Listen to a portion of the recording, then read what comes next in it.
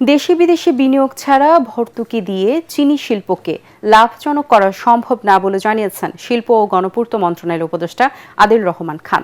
সকালে নাটোর চিনিকল উত্তরা গণভবন পরিদর্শন শেষে তিনি কথা জানান। শিল্প উপদেষ্টা বলেন, বিদেশ থেকে চিনি আমদানি বন্ধ রাখা হয়েছে। দেশের যে পরিমাণ চিনি মজুত রয়েছে তা বিক্রি করার পর চিনি আমদানির সিদ্ধান্ত নেওয়া হবে। নাটোরের জেলা প্রশাসক আসমা শাহীন ও পুলিশ সুপার আব্দুল ওয়াহাব সহ অন্যান্য কর্মকর্তারা এ সময় উপস্থিত ছিলেন। দীর্ঘদিন এটা অবহেলিত ছিল, আমরা এটাকে তৈরি করলাম। বিদেশ থেকে আমদানি করা চিনি আপাতত আমদানি বন্ধ, কারণ বাংলাদেশের চিনি কলের চিনি যা জমা হয়ে আছে এটা আগে বিক্রি হবে। আশা করি আমাদের সময়ে বা আগামী সরকারের সময় ভালো খবর আসবে।